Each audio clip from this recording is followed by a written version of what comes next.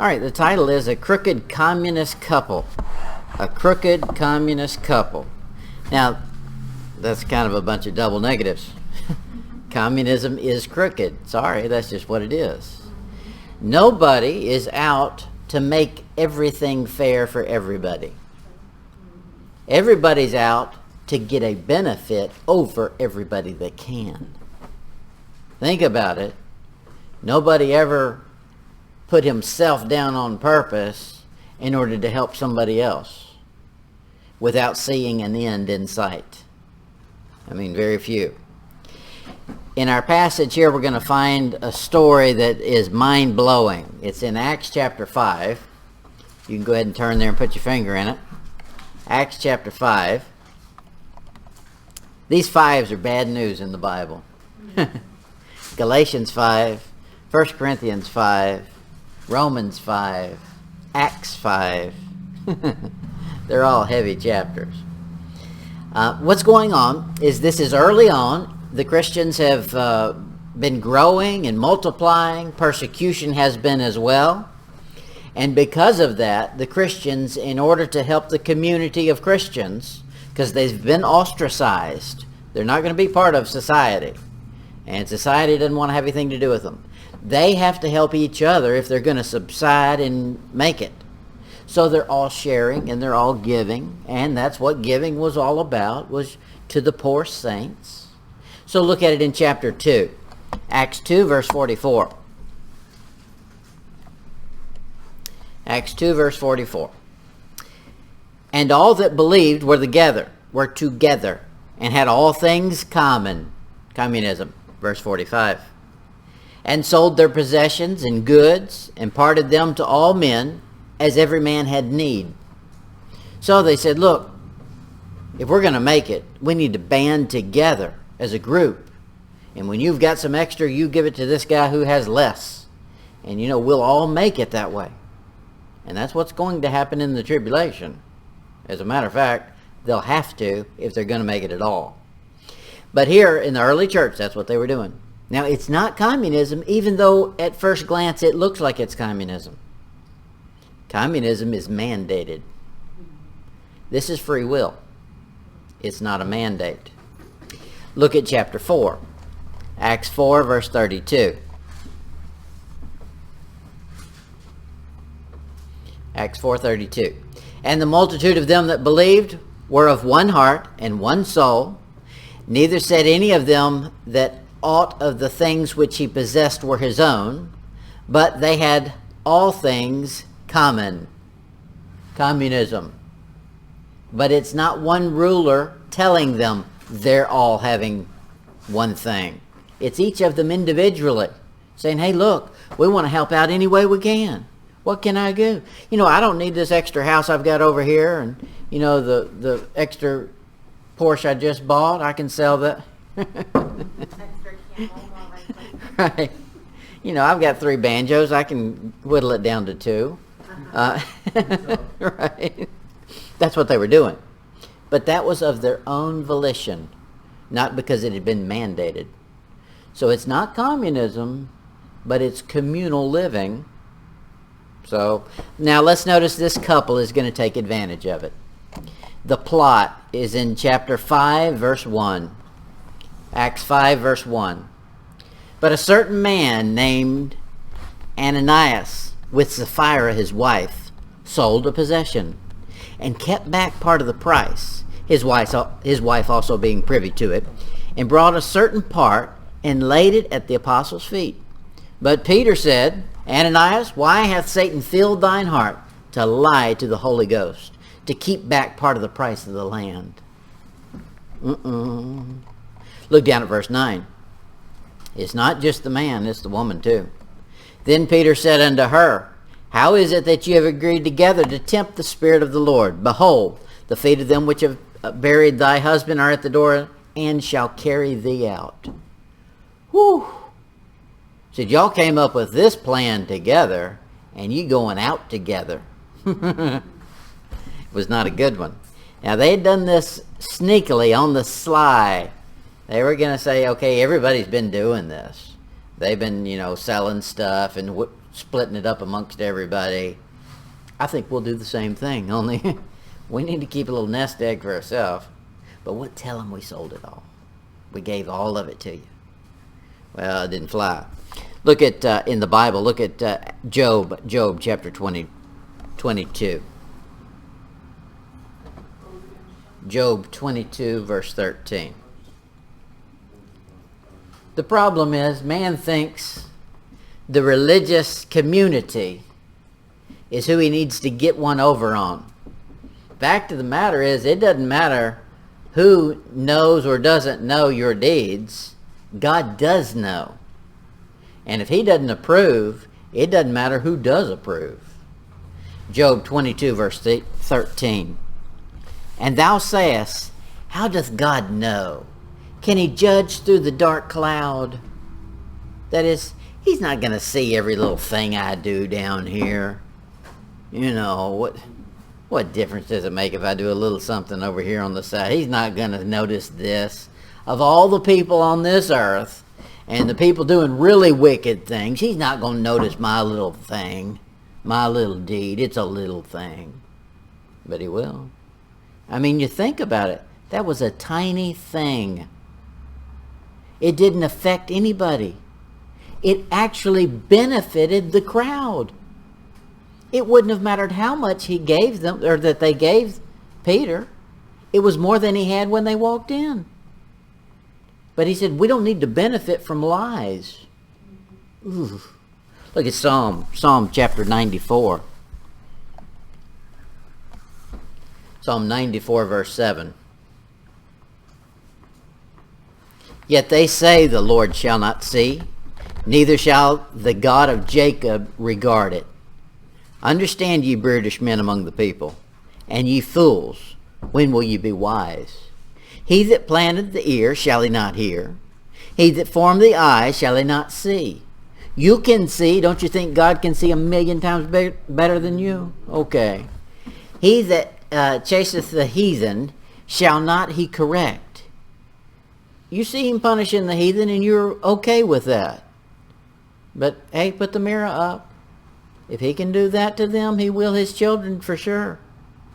He that teacheth man knowledge, shall not he know? You think you know something? Guess what? The God who gave you a brain knows more than your little brain. You ain't getting away with nothing, no matter how smart you think you've become. Isaiah chapter 29.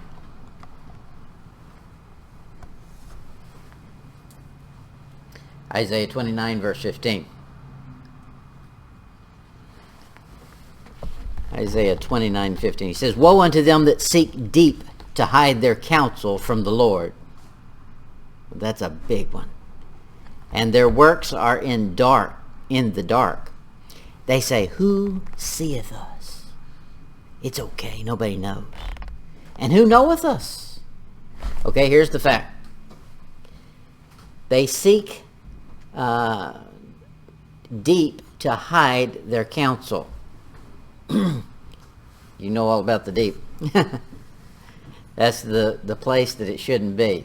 It's not a good deep. Now, men seek counsel from any source but the great counselor, the mighty counselor. We've only got one as your Christian, and that one nobody could compare to that one. That's right. So to go to a counselor and submit yourself to that counselor tells God he's not a good counselor. That ain't good. People have lost their minds these days. They'll run to a counselor. I see it nonstop. They run to the counselor, and that counselor will give them advice on things they've never accomplished in their life, based on their own authority. If you're going to accept counsel from a counselor, ask them, are you on meds? Yeah. Okay. Let me counsel you a little minute here. Who do you go to get advice? Are you a Christian? Okay, there's some basics. Okay? don't let them give you marriage advice if they don't have a good marriage. They may have been divorced 10 times. Okay, then they're not qualified to advise you on marriage. Amen. They can't tell you how to save money if they don't have any. They're there to get your money. Okay, so watch this counsel thing. It's gone rampant these days. Everybody wants to be your counselor and make a living on it. Jeremiah 23. Jeremiah 23:24. Can any hide himself in secret places that I shall not see him? I made that globe. You think you found a secret spot I don't know about? Saith the Lord. Do not I fill heaven and earth, saith the Lord? He said, I got my hands all over every spot you've ever thought you found. I made that spot. That's right. I opened your eyes and your understanding to be able to see the spot I just made. But the job of the devil is to blind the minds of them that believe not. That's right. If you won't believe God saved or lost, then you'll be blind. And you'll run to counselors who are blind.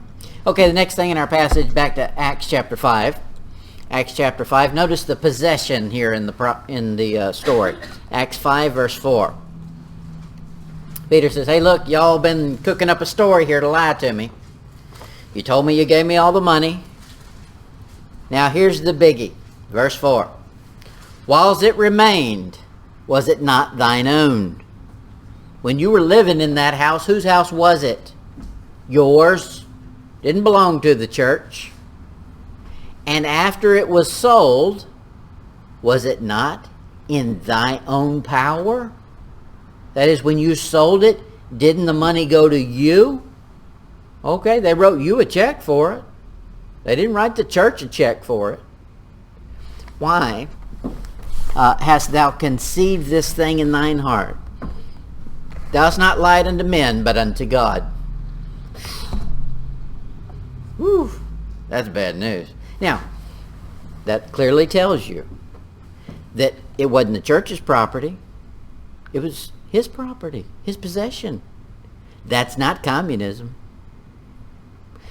Now, it's strange, but government wants to own it all. Government, you got to watch out. Anything that creates power wants to become omnipotent.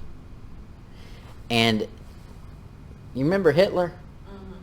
He claimed the children were his. They're wards of the state. Those children aren't yours. The government's just letting you raise them for a little while. He's not God. That's what God says. I give children. Careful. Same with property. This property here was theirs because God let them have it. That's right. And then to come up and say, I gave you everything God gave me.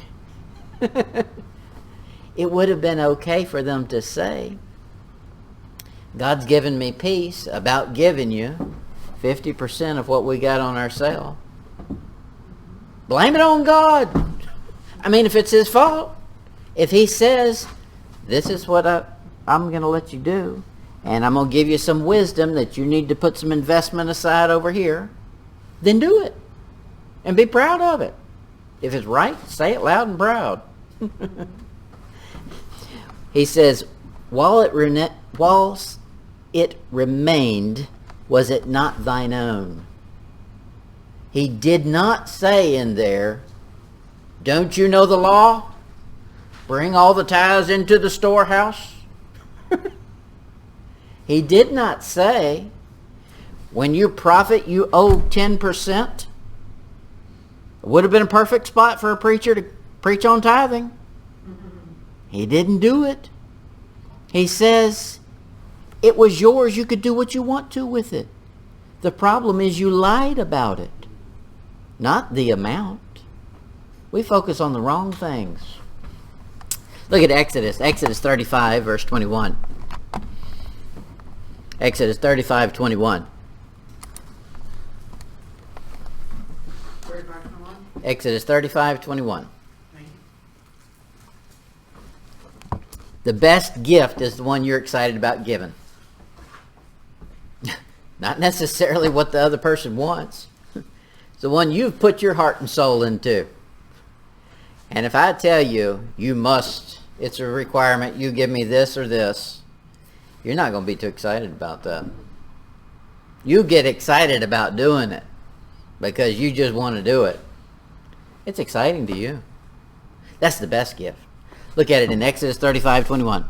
And they came every one whose heart stirred him up, and every one whom his spirit made willing.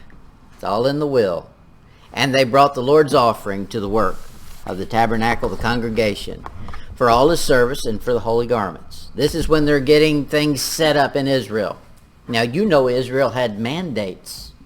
You bring the firstling of the lambs, and one without a spot and blemish, and 25 turtle doves if you do this, and 45 goats over here.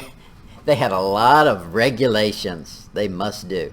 With all of those heavy regulations, they still found it in themselves to get stirred up about being willing to give God something beyond what was required of them. Now, there's a bigger thing than money, way bigger than money going on in everybody's life. Give God something beyond what is required. It's required for you to read this book. You know that. That's a fact. He wouldn't have wrote it if he didn't intend you to read it. Okay, that's just a requirement. What can you do beyond that? Do some study. Do some memorization. Do something willingly beyond that. And that's given to God. Now, you'll benefit from it too. But look down at verse 29, Exodus 35:29. The children of Israel brought a willing offering unto the Lord, every man and woman whose heart made them willing to bring for all manner of work which the Lord had commanded to be made by the hand of Moses. So there he's saying God stirred up certain people. So you ask God, what do you want? I want to get you something. What's on your wish list today? That's a nice thing to do. You'd want somebody to say that to you, wouldn't you? You know, the world's got a thing. Come shop at our online store. And I know you can't afford it, but start a wish list. Start coveting. Just get you a coveting contract over here. And you can send this link. We'll link this list, your special list. And you can send that to anybody who's got money. And they can buy it for you. They're smart in wickedness, aren't they? How about this? Ask God if he's got a wish list that you can help him with. Okay, that's doing something extra. That's willingness from the heart. That's a good one. Look at Philemon. Philemon chapter 1, verse 14.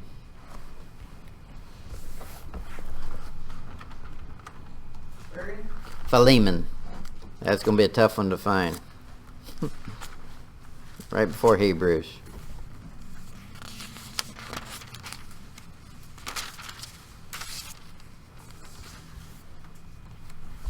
Paul speaking here, he's just told him to give something. He says, but without thy mind would I do nothing, that thy benefit should not be as it were of necessity, but willingly. You know, you don't get a benefit spiritually by doing something because it's a mandate. You get a blessing out of it when you want to do it. The Lord loves a cheerful giver. That's not just talking about cash in the plate somewhere. That's talking about of yourself to him. If you'll give that willingly, he loves that. And then he'll start sharing that special wish list he's got with you. And you'll find something on there that you're fully capable of handling. Now back to our passage. Acts 5, verse 4. The last part of the verse. What verse? Acts 5, verse 4. Acts 5, verse 4. He asked a strange question here. It's not strange. It's just hard to answer. He says, why hast thou conceived this thing in thine heart? He doesn't know. There's no answer given. Ananias says, I don't know.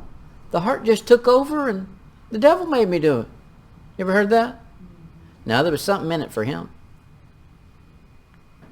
There was an advertisement that he hooked up with and said, hey, I want that. So he fell for it. Why? Well, I think he probably did it for a name. He wanted to look good in the community. Oh man, did you see what Ananias did? He had that $1 million mansion over there in East Hill and he sold it, and now all of a sudden he's just dumped it all on the church. What a man. Maybe he got some kind of praise out of it. Careful. God gets praise. There's other reasons you could do something like this. One of them is for a name. One of them is for gain. Joshua chapter 7. Joshua 7 verse 25. You remember Achan. He stole some money. He's stealing money, not giving money. Joshua chapter 7 verse 25.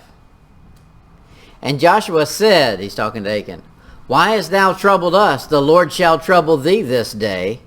And all Israel stoned him with stones and burned him with fire. After that they had stoned him with stones. He did it for a gain. Joshua says, why? I don't know. Yeah, you do. Need a bigger bank account. Just a rainy day fund. Obviously, he wasn't going to spend it in Israel. And he wouldn't be making very long trips out of Israel or that'd be questioned. He just wanted a rainy day fund. He wanted a little gain. However, the simple fact of the matter is, gain without godliness is no good. Doesn't benefit you. Does just the opposite. Okay, we've seen people do this thing for a name or for gain. They also do it for pain. You know, some people are addicted to pain. It's sadistic. People cut themselves because they want the pain. You know, there's some people who are negative and they get addicted to negativity. They love always having something bad to say. There are some people that are unhappy if they're not unhappy. You meet people like that. Absolutely. They're addicted to pain. They like that. They're accustomed to it. They know how to deal with an uncomfortable situation, and they would lose their mind if they suddenly became comfortable. It's a fact. Acts chapter 8. Acts 8 verse 22.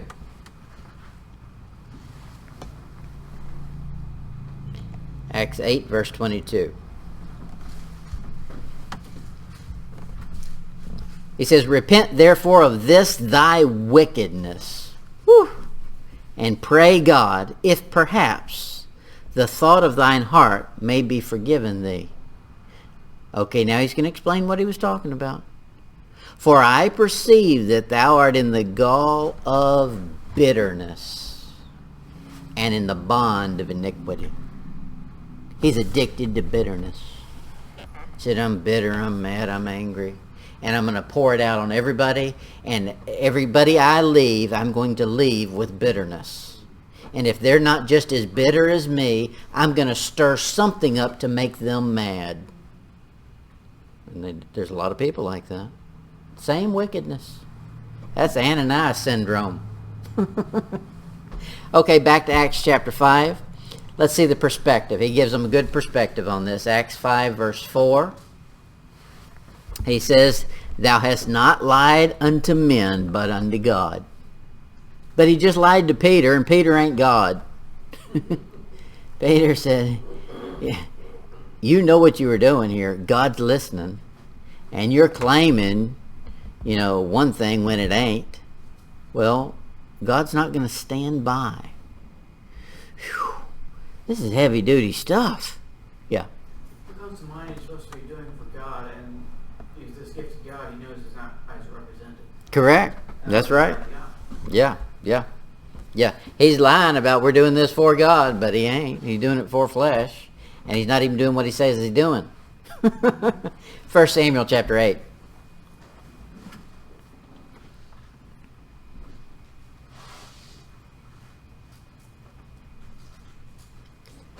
First Samuel 8, verse 7.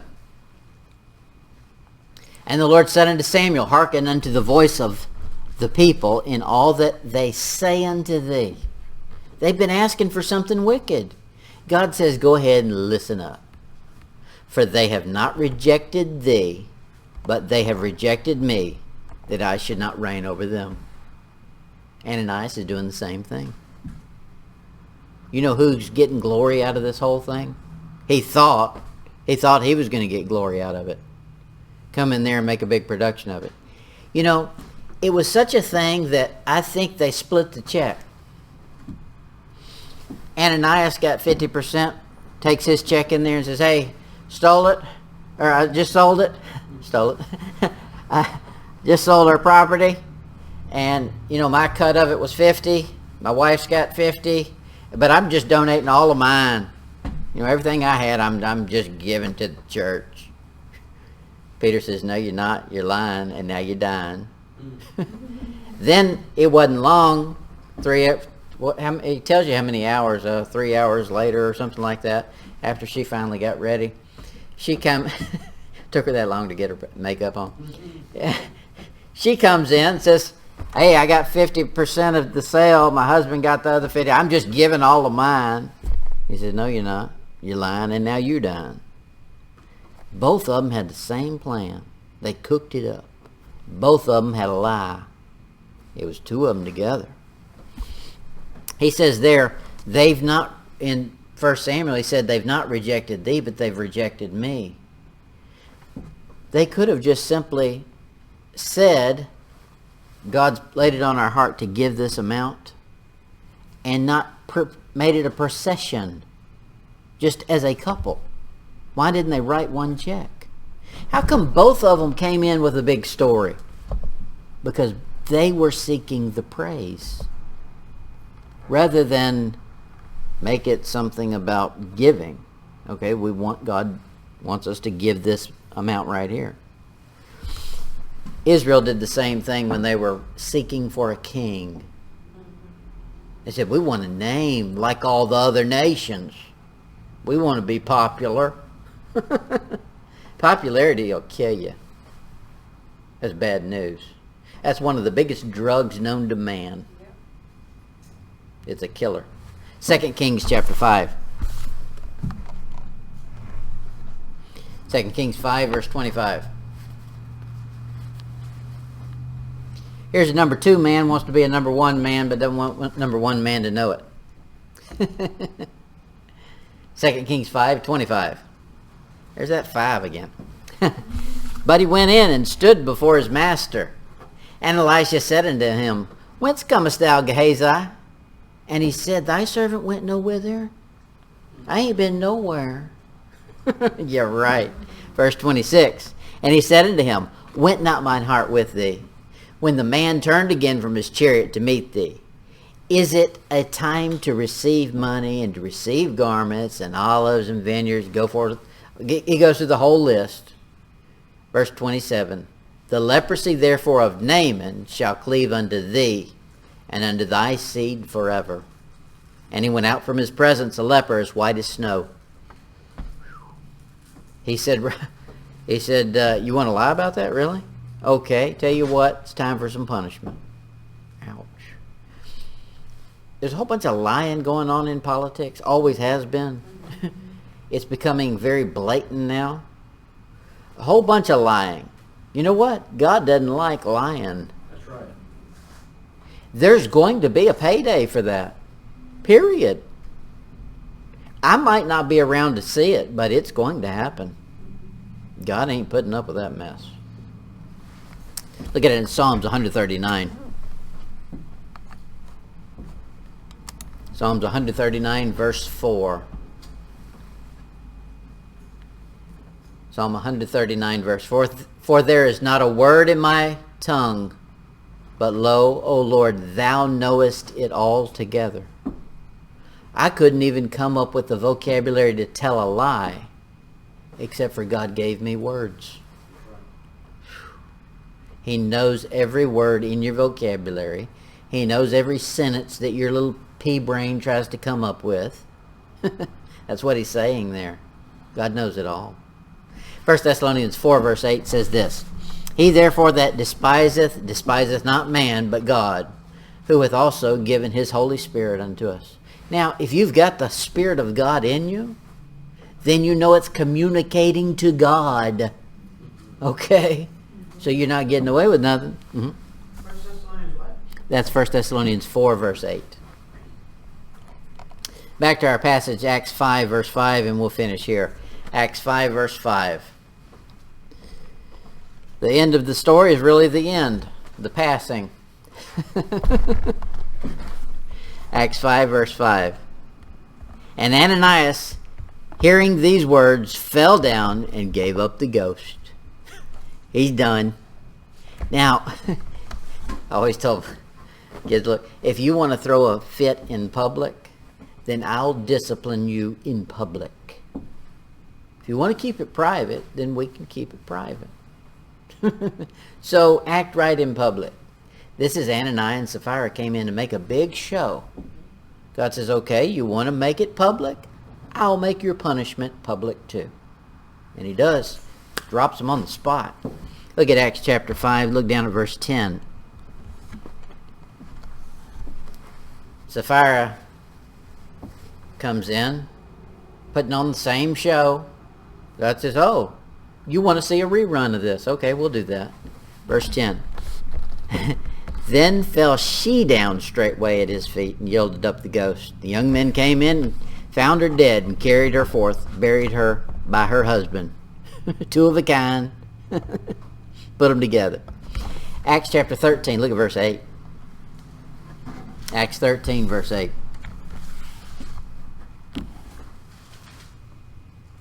This is a bad dude right here. If you can't figure it out, just learn to read. Acts 13, 8. And Elymas, the sorcerer. Okay, well, he's a sorcerer. I don't care where Harry Potter tries to tell people that this is okay and this is good. It's not. Sorcery in the Bible is wicked. Amen. And if you enjoy watching sorcery, God doesn't like it. This is very clear. For so is his name by interpretation, withstood them, seeking to turn away the deputy from the faith. Sorcery turns you away from the faith to its faith. You need faith in the sorcerer to believe that garbage. And to have faith in something other than God to do the supernatural means you've turned away from God. Verse 11. Acts 13:11. And now, behold, the hand of the Lord is upon thee. Not the way a charismatic means it. And thou shalt be blind, not seeing the sun for a season. And immediately there fell on him a mist of darkness. And he went about seeking some to lead him by the hand. Whew. God can send delusion too. If you want to seek darkness, sometimes God sends darkness. We always proceed in one direction or another. Nobody ever sits in neutral. So if you're proceeding toward wickedness, expect wickedness to multiply. If you exceed toward righteousness, then righteousness will exceed. Now, that doesn't mean that blessings are falling out of heaven on you. It means you see more things that can get cleaned up, and you get your relationship better with God. That's a good thing. Doesn't necessarily mean your pockets are just flowing with money. Acts 5, verse 5. Here's the key to this whole thing. This is why God did it the way he did. Acts 5, verse 5. And great fear came on all them that heard these things. He said, good. Okay, you want to be an idiot? Good. I needed a couple of idiots just so I could show everybody who I am. These turkeys came in there thinking they were going to get the big name. The true big name says, good, this will give me an even bigger name. And he did. Look at chapter 2, Acts 2, verse 42. Acts 2, verse 42. Early church, gospel's spreading, people are getting saved left and right, they're getting together, they're getting ostracized by the by the communities they're in. And here's what they do. Acts 2, verse 42. And they continued steadfast in the apostles' doctrine. Oh, that sounds like good stuff, isn't it? They're having Bible school. And fellowship. That's found. Look what they call fellowship. In breaking of bread and in prayers. Chow time. Only maybe they've got a different definition of all of these things than man does. The modern church doesn't have a clue what the early church meant. Verse 43 explains it. And fear came upon every soul, and many wonders and signs were done by the apostles. What we call doctrine and fellowship and breaking bread and prayers didn't put anybody under fear. Early church, they got down to it. Now, if you got the doctrine of the Bible that says God's holy and you're not, you suddenly get a little fear. That's a healthy fear. Amen. God says, I'm going to strike down Ananias and Sapphira so that the church will fear. That's healthy. Numbers chapter 16.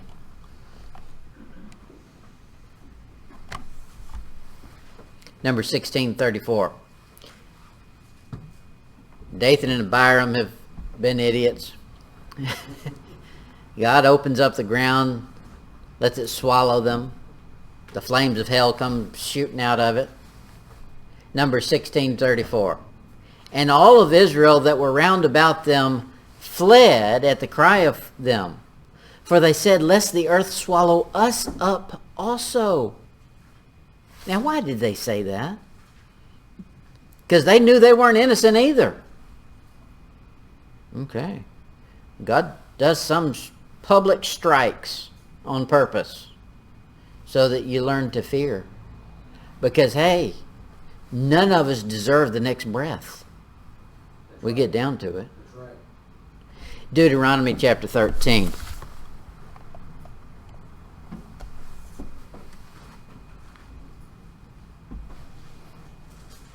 Deuteronomy 13, verse 6.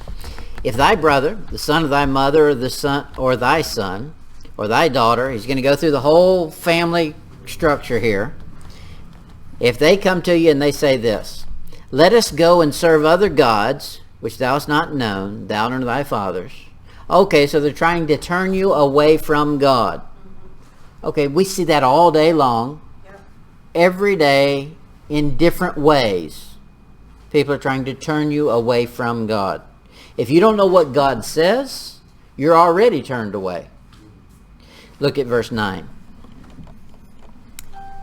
But thou shalt surely kill him. Woo! Really? Where's all the love, man? We don't do that these days. No, this is Deuteronomy. That means second law giving. This is instructions for the government of Israel, what they're to do. If a person will not follow God, the law of the land is they have to be killed. Now, that's not for a Christian to do. That's for a government that God instituted to do. That only happened one time in Israel at this date. You can't duplicate it. It will be duplicated by God himself in the millennium, but not until. Look down at verse 11. And all Israel shall hear and fear. I guess so. Said, oh, you hear what they were just playing with some tarot cards the other day, and all of a sudden God killed them. Okay, nobody be wanting any kind of cards. No, I don't want to see no Uno cards. Get those away from me. Suddenly there'd be a healthy fear there. You wouldn't even want to get close to the line. He says, hear and fear, and shall do no more such wickedness as this is among you. He says, I'm doing this on purpose Sometimes God does public strikes on purpose. And if we're so stupid we can't see it and get scared of it, knowing that we too are guilty in some way, then we deserve what we get. Psalm 119. Psalm 119. I got to finish this thing up. I thought this was a short one. It's not. Psalm 119, verse 120. This is David. Great chapter. Psalms 119 is all about him praising God for his word. Psalm 119, verse 120. My flesh trembleth for fear of thee, and I am afraid of thy judgments. If an average Christian were to say that, you'd say they're crazy. But here's a man who says it, that God says that man's after my own heart. Whew. Maybe we don't know his judgments well enough, because then you'd be afraid. 2 Corinthians 7. 2 Corinthians, we'll go to the 7:11. 2 Corinthians 7, verse 11. I don't guess they have those anymore. I've not 2 Corinthians 7:11, and we're done. He says, for behold, this self-same thing, that ye sorrowed after a godly sort. Now, don't doubt it, there's an ungodly sorrow. There's people who are crying their eyes out for God's correction when he's had to spank them, but they've not repented. Crying just because you feel the pain of spanking, but not repenting for the deed that caused it, is not a godly sorrow. It's an ungodly one. Unless that will turn you to God, then it becomes godly. He says, that you sorrowed after a godly sort, what carefulness it wrought in you. Okay, so let's find out if your sorrow is godly. Did it cause you to be more careful about not doing what you shouldn't have done? Yea, what clearing of yourselves? You got a clear conscience now?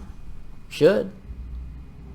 If you just had life catastrophe and you're still in the same position, blaming everybody and everything but yourself and your relationship with God, then all of a sudden you realize, hey, you should realize, according to our verse, that's not a godly sorrow. You don't have a clear conscience yet. What indignation?